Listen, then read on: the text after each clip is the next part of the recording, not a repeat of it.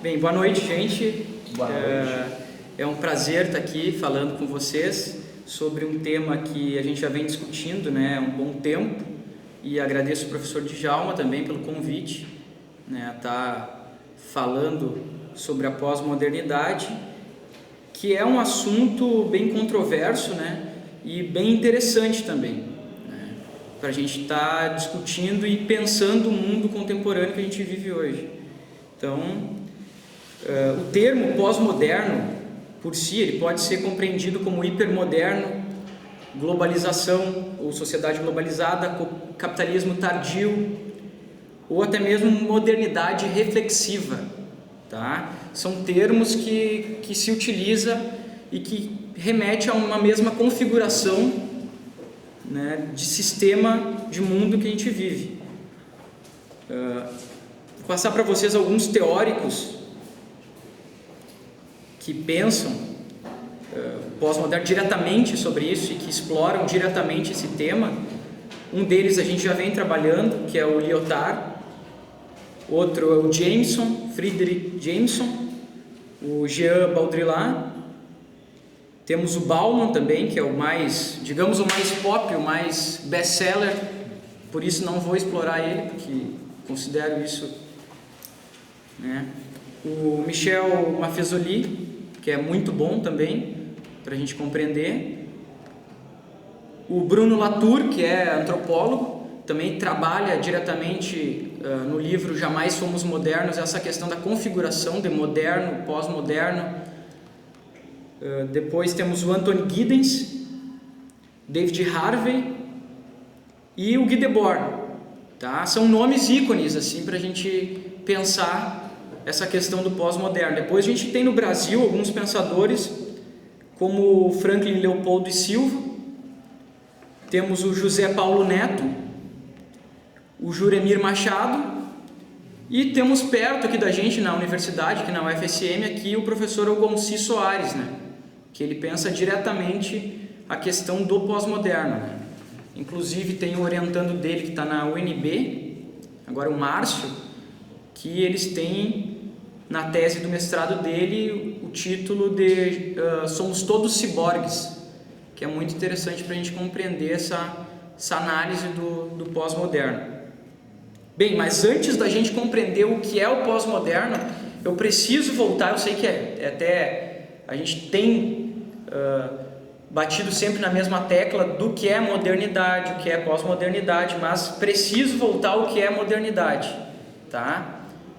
O que é então modernidade? Modernidade é aquela coisa da época da razão, o iluminismo, o homem confiando na ciência e confiando em uma verdade que vai resolver o problema da humanidade, o nosso problema. Tá? A modernidade vem como proposta para resolver os problemas do homem.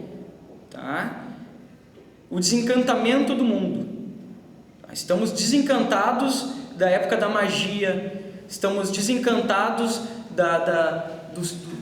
dos planejamentos religiosos e agora nós confiamos na ciência, na verdade, tá? E na razão. Tá? A pós-modernidade ela é uma provocação a esse projeto de modernidade. Tá? O Lyotard, quando ele fala da quebra dos grandes paradigmas, né?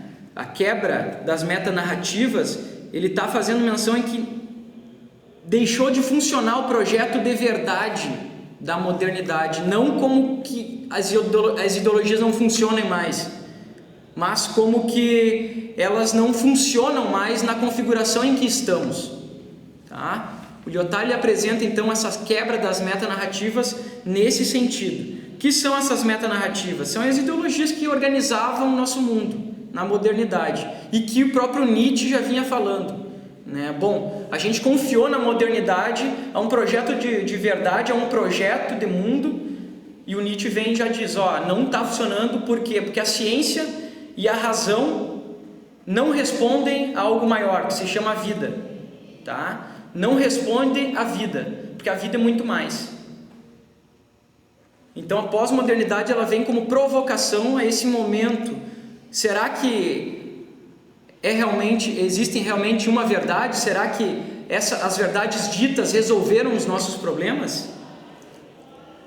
Será que a gente pensar o mundo hoje, será que resolveu? Então, em contrapartida, ela cria autonomia também. Ela cria sujeitos autônomos ao seu pensamento, né? Que muita gente chama de relativismo, mas é mais profundo que o relativismo. Porque te dá autonomia de tu tomar decisões, de tu refletir. E o próprio Anthony Giddens, no livro Modernidade Reflexiva, trata sobre isso. Tá? Que a informação e as novas tecnologias, eles passaram a criar em nós uma criticidade. A gente começou a pensar e a criticar, a gente começou a ter autonomia de pensar. Tá? Com isso houve a quebra das tradições. O que é a quebra das tradições? Antes a gente vivia debaixo das tradições que organizavam o nosso viver. Tá? Por exemplo, a menina tinha que casar justamente com quem o pai destinava, ou que a mãe, né? E mesmo que ela não amasse, ela deveria ficar. O que a pós-modernidade vem dizendo? Não, tu tem o direito de pensar e de resolver com quem tu vai ficar.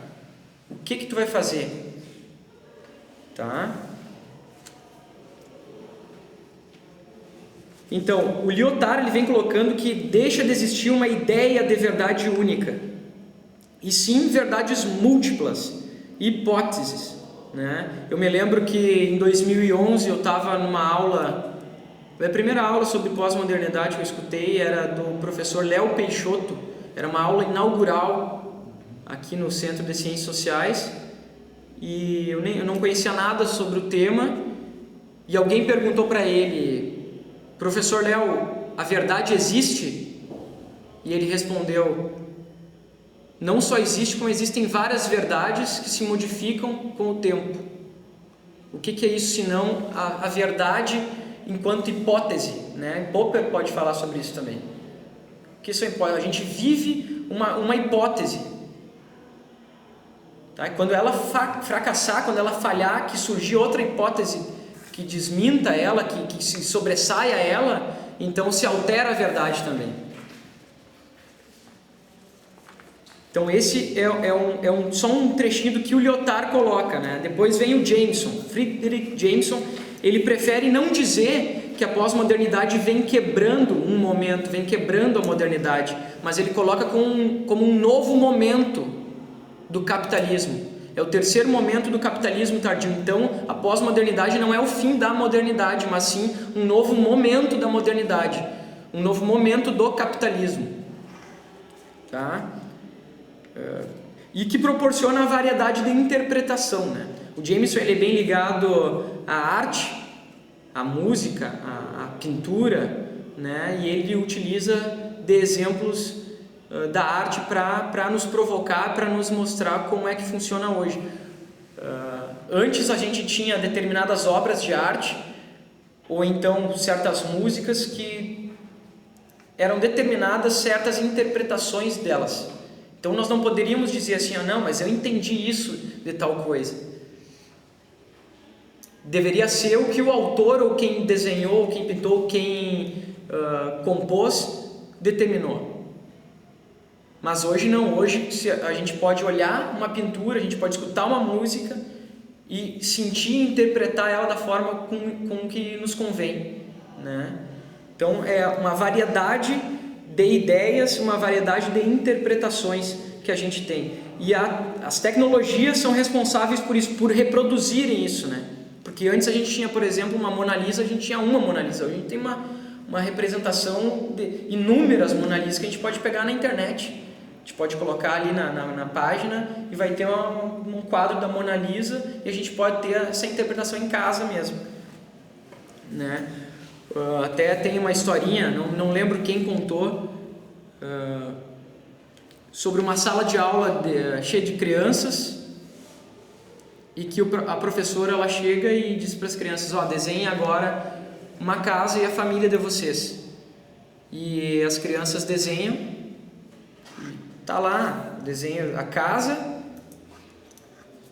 e a família, né? O pai, a mãe, o irmão, enfim. Mas tem uma criança daquelas que ela desenhou só a casa. E daí a professora coloca, cadê a tua família? E a criança fala, ela está dentro da casa. Então, quem pode dizer para essa criança que isso é mentira? Se ela acredita nisso. Entende? Então, são variedades de interpretações que a gente tem nesse novo mundo que a gente vive, né? Que é apenas mais uma continuidade, né? Deixa eu ver outra coisa aqui que eu coloquei. O Giddens, ele coloca como que as tecnologias e a rede são responsáveis por divulgar essa informação. Porque antes a gente não tinha informação quase que momentânea no outro lado do mundo. A gente não tinha isso instantaneamente no outro lado do mundo. E agora a gente consegue falar com outra pessoa no outro lado do mundo, aqui no Japão, quase que imediato, né? Se não imediato. Já. Então, há a possibilidade dessa informação correr o mundo, né? Aproveitando-se do tempo, que é uma questão também muito importante para se trabalhar na pós-modernidade, a questão do tempo. O que é o tempo? Né? Tem um filósofo chamado Bergson, que trabalha muito a questão do tempo, que o tempo é o que corre no nosso relógio, tempo é o que está determinado por datas. O Bergson coloca, tempo é sensação. Tá? Por isso que certos dias parece que passam mais rápido que outros, e outros dias parece que passam mais devagar, e geralmente as coisas boas é que passam mais rápido, e as coisas ruins é que demoram mais a se passar. E ele trabalha bem isso aí, ele coloca que as datas são apenas ponta do iceberg do tempo. A gente precisa das datas para se localizar no tempo e espaço. A gente necessita disso para poder se entender e se localizar como pessoa no universo. Tá? Então até aqui a gente viu o que é modernidade e o que é modernidade, o que construiu a pós-modernidade, né? E agora a gente vai ver por cima, né? Claro, as consequências desse novo modelo de vida, que alterou também os movimentos sociais, alterou na educação, alterou a política, alterou tudo. Toda a configuração foi alterada, inclusive a nossa configuração, porque a gente começa a entrar em crise existencial a partir da aceleração desses processos, né? Quando tu tem muita informação, tu tem uma aceleração de processos que esse mundo exige. O Guy Debord, ele coloca bem isso, que a gente é exigido a cada momento de adquirir novas coisas, adquirir novos artefatos do espetáculo e que se atualize. Tá? Então a gente é exigido e as nossas configurações vão sendo alteradas. Tá? O Jameson coloca isso com aquilo que a gente já falou na aula passada, que é o presente perpétuo. Tá? Então a gente está num presente que a gente não acha saída. Tá? Porque a gente perdeu a localização do passado, a gente perdeu a localização do futuro e a gente está no presente perpétuo. Por quê? Porque as novas tecnologias e porque o capital exige com que a gente se atualize a cada minuto. Tá? É lançado um celular agora, a gente precisa adquirir ele e amanhã adquirir outro novo, e a gente precisa ir se atualizando com as mercadorias, a gente precisa ir se atualizando com as coisas, né? Então a gente fica sempre no momento presente, sem pensar futuro e sem se localizar com o passado.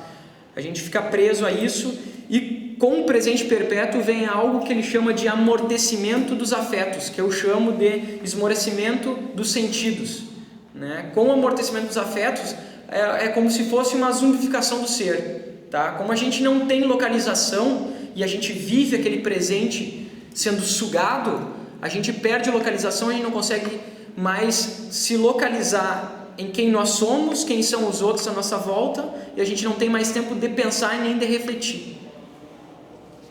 Tá? É o que o Lipovetsky chama de a Era do Vazio, né? Que é um outro livro que ele escreveu, muito bom, por sinal. Tá? Então temos isso. Agora, um outro autor, o Baudrillard, Jean Baudrillard, tá? Ele trabalha diretamente, a obra mais famosa dele é Simulacros e Simulações, tá? Que ficou mais conhecida pelo filme Matrix, né? No filme Matrix, o Keanu Reeves ele apresenta os simulacros e as simulações, já nas primeiras cenas ali ele apresenta o livro, né? Muito embora o Baudrillard chegue e diz que o filme não condiz com a ideia, porque o filme ainda deixa uma saída a esse simulacro e a simulação, e a ideia dele é justamente que não há saída, né? Ele é bem pessimista e talvez um dos maiores autores da pós-modernidade, né? Então ele vem com essa ideia de simulacros e simulações. Uma questão do hiperreal, né? O simulacro ele está fielmente ligado ao hiperreal. O que é o hiperreal, né? O hiperreal ele não é antagônico da verdade, né? O hiperreal não é artificial. O hiperreal não é o contrário do verdadeiro. O hiperreal é justamente algo que se coloca mais verdadeiro que a própria verdade. Então ele se apresenta bem mais real que o próprio real, né? Então nós não conseguimos identificar mais o que é verdade. O tempo em que a gente vive a pós-modernidade, a gente não consegue mais identificar o que é a verdade, o que realmente é, né? Porque a gente lê um autor e a gente concorda com aquilo, e a gente lê outro autor que pode estar falando o contrário dele e a gente até concorda com aquilo, porque é tudo bonito, né? Então a gente não consegue mais se identificar porque tudo parece válido ao nosso entendimento. Então o hiperreal ele se apresenta mais verdadeiro que a própria realidade, né? Porque a gente fica perdido no mundo, nesse mundo das máscaras, né? A gente fica perdido nessa coisa dos atores, né? Todos representamos. O Baudrillard ele coloca, para exemplificar bem a ideia dele do simulacro, o reality show.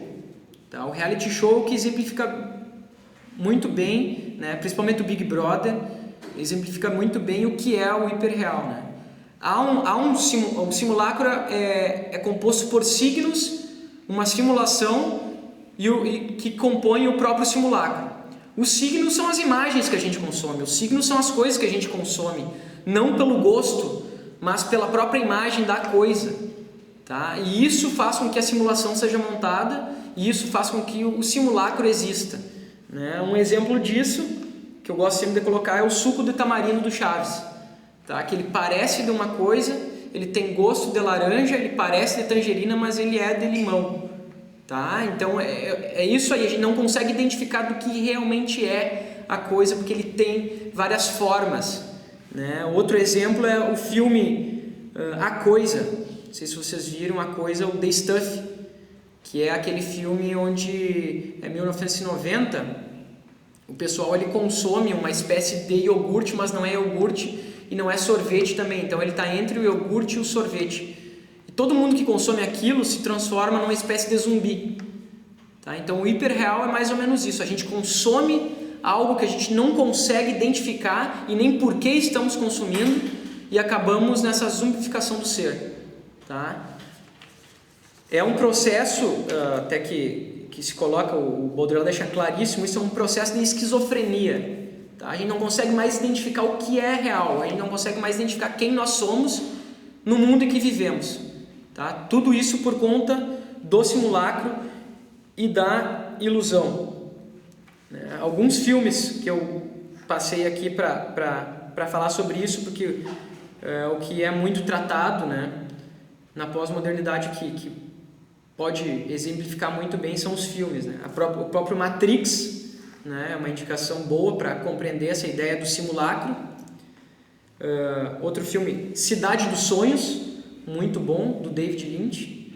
Se alguém já viu, passa a compreender essa questão da realidade, de não se adaptar mais ao mundo em que vivemos. A Origem, se alguém viu também, é perfeito também para a compreensão disso. Mas o filme mais perfeito que exemplifica a ideia do Baudrillard em relação à pós-modernidade, que ele mesmo se refere a isso, é o Show de Truman, tá? Que aquele filme exemplifica bem como é. Então não vou dar spoiler para quem não viu, porque spoiler é, né, até antiético agora, a gente dá spoiler. Então a gente não consegue identificar quem nós somos ali, a gente está num show, num grande show, né? A gente está aqui agora na universidade. E para que serve a academia? Por que estamos aqui estudando ciências sociais? Por que a gente está construindo esse pensamento aqui agora? Por que a gente está aqui nesse momento Por que a gente está pensando esse tema? Por qual objetivo? Por que estamos aqui? Por que a gente produz conhecimento? Por que a gente pesquisa? Por que vamos nos formar em cientistas sociais?